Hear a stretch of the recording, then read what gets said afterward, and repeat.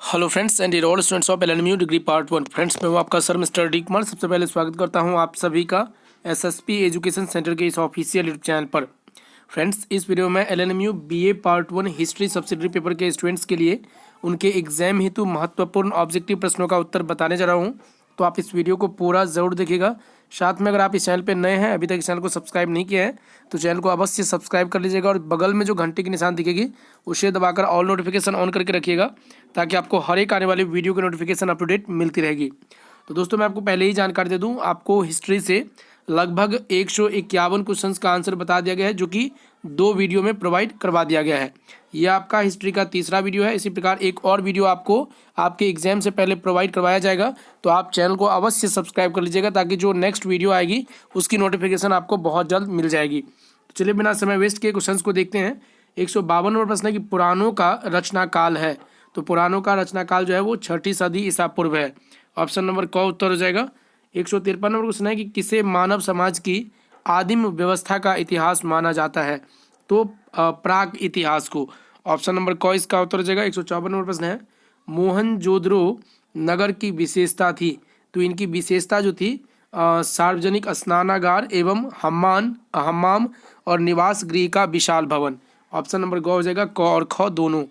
उसके बाद है हड़प्पा संस्कृति की प्रमुख उपज थी। तो हड़प्पा संस्कृति की प्रमुख उपज गेहूं थी।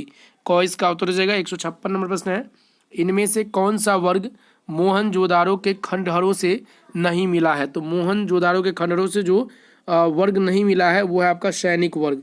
ख इसका उत्तर हो जाएगा। उसके बाद है सिंधु सभ्यता में किसकी पूजा होती थी। तो सिंधु सभ्यता में जो है भगवान मातृ देवी की पूजा होती थी, मातृ देवी। ऑप्शन नंबर घ इसका उत्तर हो जाएगा। उसके बाद सिंधु सभ्यता के रचयिता थे। तो सिंधु सभ्यता के जो रचयिता थे वो थे आपके सुमेर जी। ऑप्शन नंबर ग इसका उत्तर हो जाएगा। सिंधु सभ्यता के पतन का कारण क्या था। तो पतन का जो कारण था वो बाढ़ था। सिंधु सभ्यता के पतन का कारण बाढ़। घ इसका उत्तर हो जाएगा।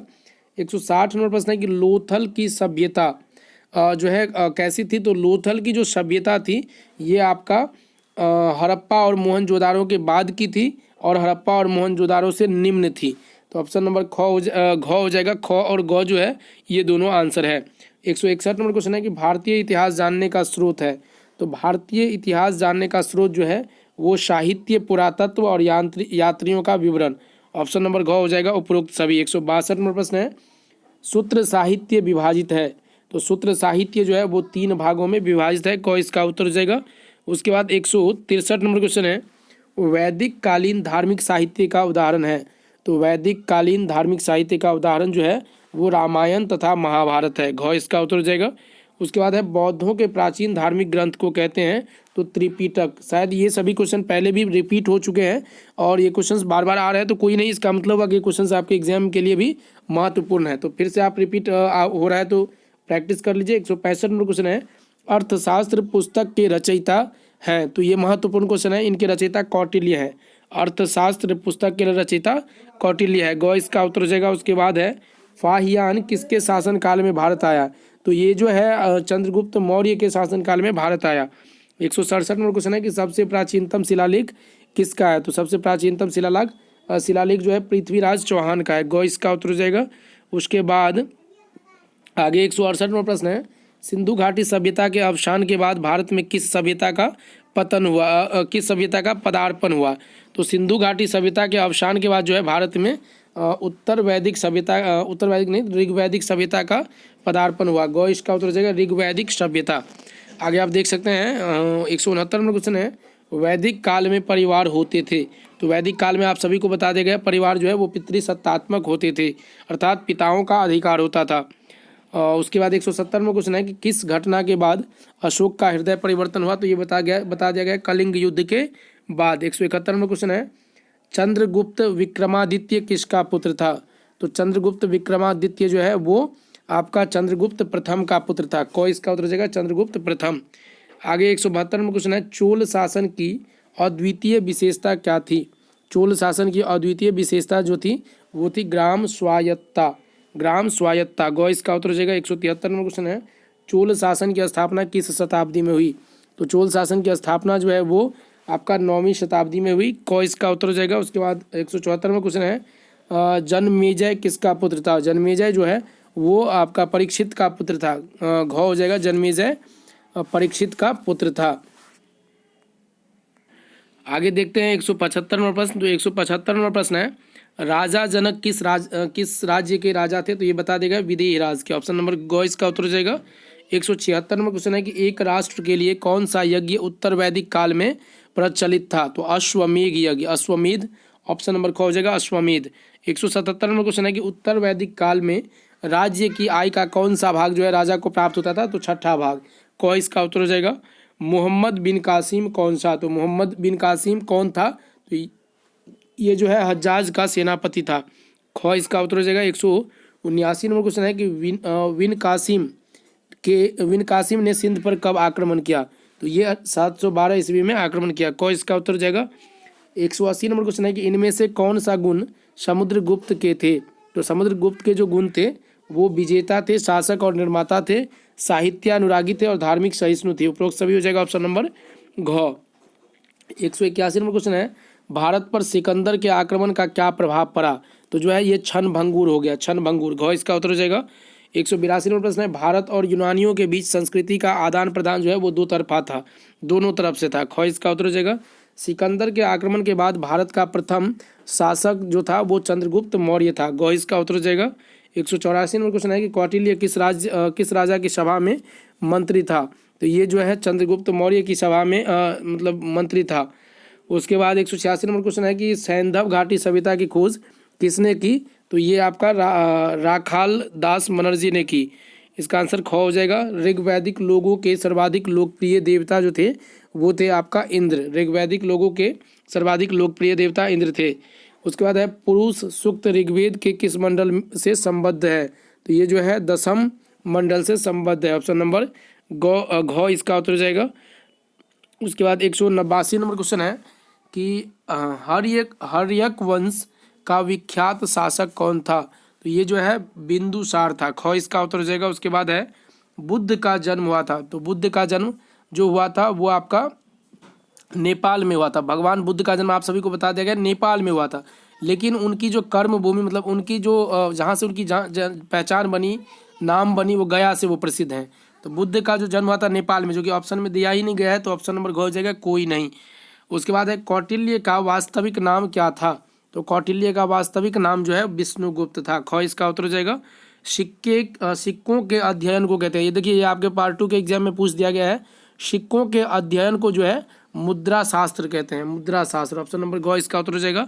193 नंबर क्वेश्चन है कि महात्मा बुद्ध थे एक, तो ये जो है एक क्षत्रिय थे। महात्मा बुद्ध एक क्षत्रिय थे। उसके बाद जिसका नाम शायद सिद्धार्थ था। 194 नंबर क्वेश्चन है कि तृतीय बौद्ध संगीति का आयोजन हुआ था। तो तृतीय बौद्ध संगीति का आयोजन जो है वो अशोक के शासनकाल में हुआ था। क इसका उत्तर हो जाएगा। 195 नंबर क्वेश्चन है, प्राचीन भारत में पहला नगरीकरण कब हुआ? तो प्राचीन भारत में पहला नगरीकरण जो है वो सिंधु घाटी सभ्यता काल में हुआ। क इसका उत्तर हो जाएगा। उसके बाद 196 नंबर क्वेश्चन है कि हड़प्पा कहाँ अवस्थित है? तो हड़प्पा जो है वो सिंधु घाटी में अवस्थित है, सिंधु घाटी में अवस्थित है। क इसका उत्तर हो जाएगा। 197 नंबर क्वेश्चन है, ऋग्वेद में कितने मंडल है? तो ऋग्वेद में जो है कुल 10 मंडल है। ऑप्शन नंबर घ हो जाएगा 10। 198 नंबर क्वेश्चन है कि सामवेद निम्नलिखित में से किस लिए माना जाता है? सामवेद निम्नलिखित में से किस लिए माना जाता है? तो ये संगीत के लिए माना जाता है। ऑप्शन नंबर ग। मगध की पहली राजधानी थी, तो मगध की पहली राजधानी जो थी वो चंपा थी, चंपा। क इसका उत्तर हो जाएगा। मेगास्थनीज किसके समय में भारत आया? तो मेगास्थनीज जो है वो चंद्रगुप्त मौर्य के समय में भारत आया। यूनानी प्रभाव था, तो यूनानी प्रभाव जो था वो गांधार कला पर था। ऑप्शन नंबर क उत्तर हो जाएगा।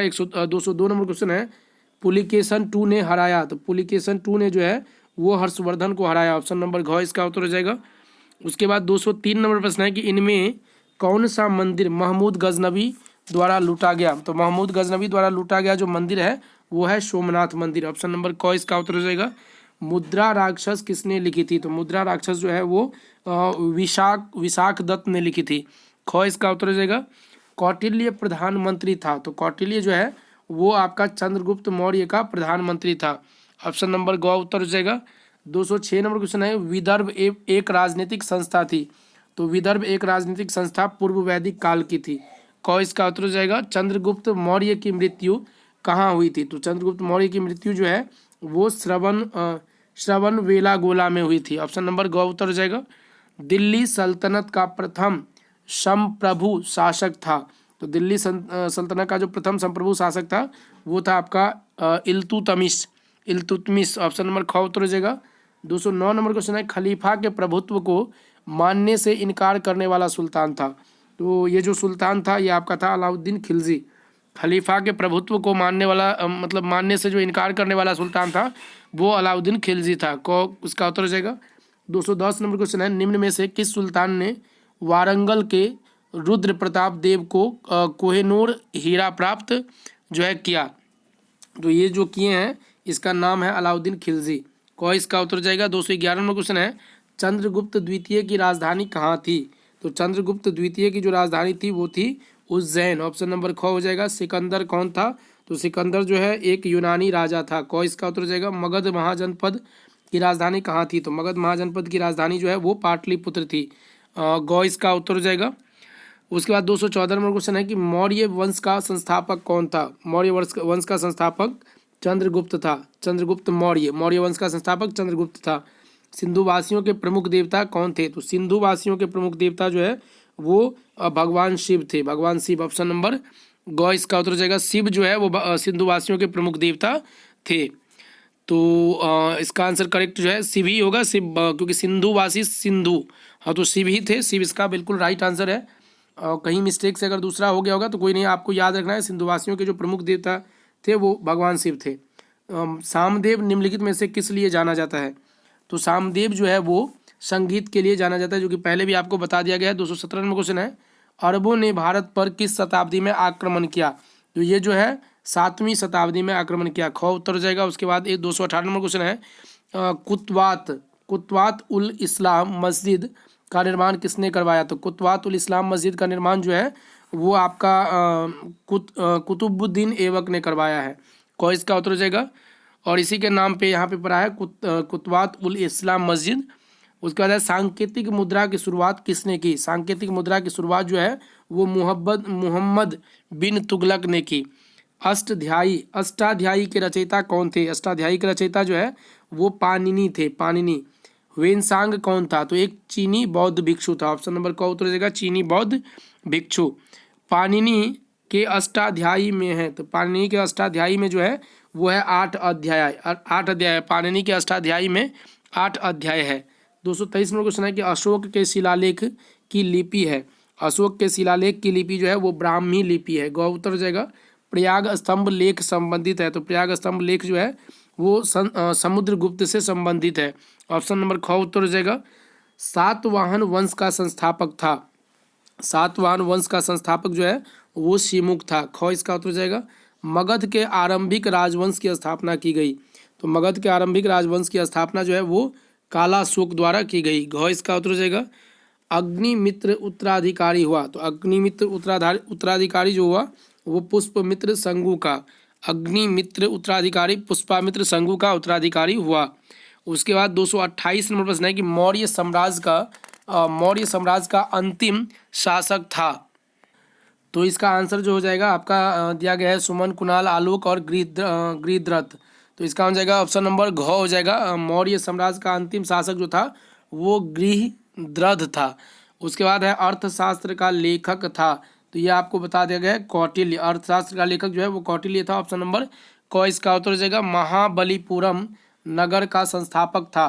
तो महाबलीपुरम नगर का संस्थापक जो है वो परमेश्वर वर्मन प्रथम था। ऑप्शन नंबर ख इसका उत्तर हो जाएगा। उसके बाद है कि राजतरांगिनी के लेखक हैं। तो राजतरांगिनी के लेखक जो हैं वो कल्हन है। कल्हन। क इसका उत्तर हो जाएगा। महावीर का जन्म हुआ। तो महावीर का जो जन्म है ये आपका 540 ईसा पूर्व में हुआ है। हर्षवर्धन ने शासन किया कितने वर्षों तक, मतलब कब से कब तक ये शासन किए हर्षवर्धन? तो ये है आपका, इसमें कोई 647 से तो नहीं है, 630 से, तो इसका कोई ये निश्चित यहाँ पे नहीं दिया गया। तो इनमें से कोई नहीं हो जाएगा। इसमें से जो है तीनों में से कोई नहीं है। उसके बाद 234 में क्वेश्चन है कि पानीपत की पहली लड़ाई लड़ी गई। बहुत ही महत्वपूर्ण क्वेश्चन है। पानीपत की पहली लड़ाई जो है वो 1526 ईस्वी में लड़ी गई। कनिष्क प्रथम कुषाण वंश का राजा था। तो कनिष्क प्रथम जो है कुषाण वंश का कौन सा, मतलब कौन सा राजा था? तो ये तीसरा राजा था। कनिष्क प्रथम जो कि नाम है व्यक्ति का, ये कुषाण वंश का तीसरा राजा था। उसके बाद है कि किस राज्य काल में परिवर्तित हिंदू धर्म की पुनः स्थापना हुई? तो राजपूत काल में। ये भी क्वेश्चन बार बार आ चुके हैं। प्राचीन भारतीय इतिहास जानने का स्रोत जो है ये साहित्य, पुरातत्व, यात्रियों का विवरण। उपरोक्त सभी हो जाएगा। घ इसका उत्तर हो जाएगा। पुराणों की संख्या, तो पुराणों की संख्या आप सभी को जानकारी होगा 18 है। पुराणों की संख्या 18 है। ख इसका उत्तर हो जाएगा। वैदिक आर्यों की जीविका का मुख्य आधार था, तो ये पशुपालन था। वैदिक आर्यों की जीविका का मुख्य आधार पशुपालन था। वैदिक आर्यों की धार्मिक जीवन जो थी वो आपका यहाँ पे 240 में दिया गया है कि वैदिक आर्यों की का धार्मिक जीवन जो था वो सरल और आडंबरहीन था, मतलब बिल्कुल सिंपल था, बिना किसी आडंबर के। उसके बाद चलिए देखते हैं 241 नंबर क्वेश्चन कि महावीर जैनों के तीर्थकार थे। तो ये महावीर जो है वो जैनों के अंतिम तीर्थकार थे, जो कि 24वां है। तो 24वें तीर्थकार थे। जैनी किसकी पूजा करते हैं? तो जैनी जो है वो तीर्थकरों की पूजा करते हैं। तो 242 का आंसर हो जाएगा ग, तीर्थकरो। हर्ष कौन था? हर्ष जो है वो कौन था? तो हर्ष जो है ये आपका पुष्य भूति वंश का प्रतापी सम्राट था। प्रभाकर वर्धन का पुत्र, कनिष्क पुत्र था। और उसके बाद राज्यवर्धन का बड़ा भाई था। उपरोक्त सभी हो जाएगा। उसके बाद है हर्षवर्धन की तुलना किससे की जाती है? तो अशोक और समुद्रगुप्त से की जाती है। ऑप्शन नंबर क इसका उत्तर हो जाएगा। आप सभी को लगता होगा कि एक ही क्वेश्चन बार बार आ रहा है। देखिए जो PDF प्रोवाइड करवाया गया है उसमें क्वेश्चंस रिपीट किए गए हैं, तो कोई बात नहीं, आप और अच्छे तरीके से इसका प्रिपरेशन कर लें। उसके बाद 245 में क्वेश्चन है कि हर्षवर्धन का दरबारी लेखक कौन था?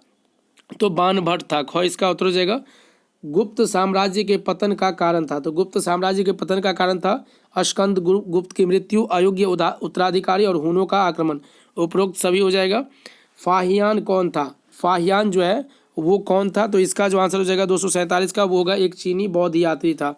क इसका उत्तर हो जाएगा। अशोक किसका पुत्र था? अशोक जो है वो बिंदुसार का पुत्र था। ख इसका उत्तर हो जाएगा। चाणक्य कौन था? तो चाणक्य जो है वो आपका कुटिल गोत्र का ब्राह्मण था। चनक ग्राम का निवासी था और एक योग्य विद्वान और दूरदर्शी राजनीतिज्ञ था। उपरोक्त सभी हो जाएगा। घ मौर्य वंश नाम क्यों पड़ा? मौर्य वंश जो है वो नाम क्यों पड़ा? तो ये जो पड़ा इसीलिए क्योंकि चंद्रगुप्त द्वारा मूरा नामक दासी का वर्ण शंकर पुत्र था। और उसके बाद क्योंकि उसका गोत्र भी मूर था और क्योंकि वह मौर्य क्षत्रिय वर्ण का था, तो इसीलिए उपरोक्त सभी हो जाएगा। मौर्य वंश नाम पड़ने का जो कारण है वो आपका क, ख और ग में दिया गया है। उसके बाद आगे जो है क्वेश्चन आपका कि हर्षवर्धन ने किस ईस्वी को शासन की बागडोर संभाली? तो 707 ईस्वी में। हर्षवर्धन ने 707 ईस्वी में शासन की बागडोर संभाली। उसके बाद आगे है 252 नंबर प्रश्न। सातवाहनों का शासन प्रबंध मिलता जुलता था। तो सातवाहनों का शासन प्रबंध मिलता जुलता जो था वो मौर्यों से मिलता जुलता था। क इसका उत्तर हो जाएगा। 253 में क्वेश्चन है कि हड़प्पा संस्कृति है भारतीय सभ्यता का। तो हड़प्पा संस्कृति भारतीय सभ्यता का जो है वो उषा काल है, पालना है और प्रवेश द्वार है। ऑप्शन नंबर घ हो जाएगा। उपरोक्त सभी। फाहियान कब भारत आया? ये महत्वपूर्ण क्वेश्चन है। फाहियान जो है वो 399 ईस्वी में भारत आया। ऑप्शन नंबर क इसका उत्तर हो जाएगा। उसके बाद है सातवाहन किस जाति और वर्ण के थे? तो ये जो है ब्राह्मण जाति के थे। ऑप्शन नंबर क इसका उत्तर हो जाएगा। बुद्ध ने धर्मचक्र प्रवर्तन कहाँ किया? तो धर्मचक्र प्रवर्तन जो है बुद्ध वो सारनाथ में किए। ख इसका उत्तर हो जाएगा। तृतीय बौद्ध संगीति कहाँ हुई? तो तृतीय बौद्ध संगीति जो है वो पाटलिपुत्र में हुई। क इसका उत्तर हो जाएगा। हर्षवर्धन की मृत्यु कब हुई? हर्षवर्धन की मृत्यु जो है वो 647 ईस्वी में हुई। घ इसका उत्तर हो जाएगा। भारत की राजधानी का दिल्ली से देवगिरी किसने स्थानांतरण किया? भारत की राजधानी का दिल्ली से देवगिरी जो है किसने हस्तांतरित किया था? तो ये आपका मोहम्मद बिन तुगलक ने किया था। ख इसका उत्तर हो जाएगा। कौन बौद्ध इतिहास का स्रोत नहीं है? तो बौद्ध इतिहास का स्रोत गौरवहू नहीं है, बाकी सभी जो है बौद्ध इतिहास का स्रोत है। तो ख इसका उत्तर हो जाएगा। 260 नंबर प्रश्न है सिंधु सभ्यता की खुदाइयों में क्या नहीं मिला था? तो सिंधु सभ्यता की जब खुदाई की गई थी तो उसमें जो नहीं मिला था वो आपका मंदिर नहीं मिला था, बाकी भंडागार, महान स्नानागार और सभा भवन ये तीनों मिला था। तो 260 का आंसर ग हो जाएगा। 261 नंबर क्वेश्चन है कि कौन प्रथम जैन तीर्थकार थे? तो अंतिम तो महावीर थे और प्रथम पूछा गया है तो प्रथम जो है वो ऋषभदेव थे। ऋषभदेव, आपको प्रथम और अंतिम याद रखना है, यही दोनों महत्वपूर्ण है। उसके बाद कौन 16 महाजनपदों में सम्मिलित नहीं था? तो 16 महाजनपदों में जो है मिथिला सम्मिलित नहीं था, बाकी काशी, अंग, मगध ये सभी सम्मिलित था।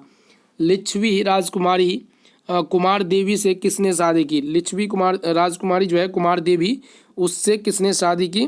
तो उससे चंद्रगुप्त प्रथम ने शादी की। आगे आप देख सकते हैं 264 नंबर प्रश्न, दिल्ली सल्तनत का पहला शासक कौन था? दिल्ली सल्तनत का पहला शासक कौन था? तो ये जो है कुतुबुद्दीन ऐबक था। उसके बाद फिरोज तुगलक जो है पुत्र था। तो फिरोज तुगलक जो है वो हुमायूं का पुत्र था। ख इसका उत्तर हो जाएगा। 266 नंबर क्वेश्चन है कि फिरोज तुगलक की धार्मिक नीति किस मुगल बादशाह से मिलती है? फिरोज तुगलक की धार्मिक नीति किस मुगल बादशाह से मिलती है? तो इसका जो आंसर हो जाएगा वो आपका ऑप्शन नंबर ग हो जाएगा, औरंगजेब से मिलती है। ग इसका उत्तर हो जाएगा 266 का। 267 नंबर क्वेश्चन है कि फिरोज तुगलक ने किसकी उन्नति पर विशेष ध्यान दिया? तो वो प्रजा की भौतिक उन्नति पर विशेष ध्यान दिया। फिरोज तुगलक ने अपने शासन को बनाया, अपने शासन को जो है वो असंगठित, दुर्बल और भ्रष्ट बनाया। ऑप्शन नंबर घ हो जाएगा उपरोक्त सभी। तुगलक वंश के पतन का कारण कौन था? तो इनके पतन का कारण जो था वो फिरोज तुगलक था। ऑप्शन नंबर ग। चूंकि फिरोज तुगलक का जो शासन था वो असंगठित, दुर्बल और भ्रष्ट था, इसीलिए उनके शासन का जो तुगलक वंश है उसका पतन हुआ फिरोज तुगलक के कारण। ग इसका उत्तर हो जाएगा। उसके बाद आगरा नगर की स्थापना किसने की? आगरा नगर की स्थापना जो है वो सिकंदर लोदी के द्वारा किया गया। ग इसका उत्तर हो जाएगा। सल्तनत काल था। सल्तनत काल जो था वो आपका सामाजिक परिवर्तन का काल था, असहिष्णुता का काल था और गिरावट का काल था। ऑप्शन नंबर घ हो जाएगा उपरोक्त सभी का। 272 में क्वेश्चन है, निम्नलिखित में से किस स्थान पर गौतम बुद्ध का जन्म हुआ? तो गौतम बुद्ध का जन्म जो है वो आपका नेपाल स्थित लुम्बिनी में हुआ था। ऑप्शन नंबर घ हो जाएगा लुम्बिनी। 273 में क्वेश्चन है कि किस शासक ने अपनी राजधानी दिल्ली से दौलताबाद स्थानांतरित किया? तो दिल्ली से दौलताबाद जो राजधानी स्थानांतरित किया उस शासक का नाम जो है वो है मोहम्मद बिन तुगलक। ऑप्शन नंबर ख हो जाएगा मोहम्मद बिन तुगलक। गुलाम वंश का संस्थापक कौन था? गुलाम वंश का संस्थापक कुतुबुद्दीन ऐबक था। ख इसका उत्तर हो जाएगा। पानीपत की पहली लड़ाई कब हुई? तो पानीपत की पहली लड़ाई जो हुई वो मैं आपको बताने से पहले बस यही रिक्वेस्ट करूंगा कि अगर आप चैनल पर नए हैं तो चैनल को अभी का अभी सब्सक्राइब कर लीजिए और साथ में नोटिफिकेशन बिल को ऑन कर लीजिएगा और इस वीडियो को अपने सभी व्हाट्सएप ग्रुप में शेयर कर दीजिएगा ताकि जो भी अदर स्टूडेंट्स होंगे वो भी अपने एग्जाम का तैयारी इस वीडियो के माध्यम से कर पाएंगे। तो चलिए देख लेते हैं पानीपत की पहली लड़ाई कब हुई। तो पानीपत की पहली लड़ाई जो है 1526 ईस्वी में हुई। उसके बाद कुछ और क्वेश्चन आगे देख लेते हैं। 276 नंबर क्वेश्चन है कि बाजार नियंत्रण नीति किस सुल्तान ने लागू किया? तो बाजार नियंत्रण नीति जो है वो अलाउद्दीन खिलजी ने लागू किया। ख इसका उत्तर हो जाएगा। कुतुब मीनार का निर्माता कौन था? तो कुतुब मीनार का निर्माता जो है वो इल्तुतमिश था। इल्तुतमिश। ऑप्शन नंबर ग इसका उत्तर हो जाएगा। उसके बाद 278 नंबर क्वेश्चन है, अष्टांगिक मार्ग के सिद्धांत की शिक्षा किसने दी? अष्टांगिक मार्ग के सिद्धांत की शिक्षा किसने दी? तो गौतम बुद्ध ने दी। गौतम बुद्ध ने। ख इसका उत्तर हो जाएगा। उसके बाद है महावीर जैन का जन्म हुआ था। महावीर जैन का जन्म जो है वो कुंडग्राम में हुआ था। ऑप्शन नंबर क उत्तर हो जाएगा। 280 नंबर क्वेश्चन है, नालंदा विश्वविद्यालय की स्थापना की थी? नालंदा विश्वविद्यालय की स्थापना जो है वो अस्कंद गुप्त ने की थी। अस्कंद गुप्त। क इसका उत्तर हो जाएगा। 281 नंबर प्रश्न है, दिल्ली सल्तनत की प्रथम और अंतिम महिला शासिका कौन थी? दिल्ली सल्तनत की प्रथम और अंतिम महिला शासिका कौन थी? तो 281 का जो आंसर हो जाएगा वो आपका ऑप्शन नंबर ग हो जाएगा, रजिया सुल्तान। ग उत्तर हो जाएगा। 282 नंबर क्वेश्चन है कि कबीर का जन्म हुआ था? कबीर का जन्म जो है वो आपका मगहर में हुआ था। क उत्तर हो जाएगा। उसके बाद 283 नंबर क्वेश्चन है, पानीपत के प्रथम युद्ध में कौन पराजित हुआ? तो पानीपत के प्रथम युद्ध में जो है इब्राहिम लोदी जो है वो पराजित हुआ। इब्राहिम लोदी। 284 नंबर प्रश्न है, रुद्र दमन कौन था? रुद्र दमन जो है वो आपका एक शासक था, चस्टन का पौत्र था, जय दमन का पुत्र था। उपरोक्त सभी हो जाएगा। उसके बाद 285 नंबर क्वेश्चन है, शक कौन थे? तो शक जो है वो मध्य एशिया एक भ्रमणशील जाति का था। मध्य एशियाई एक भ्रमणशील जाति था शक। उसके बाद 286 नंबर क्वेश्चन है, शुंग कौन थे?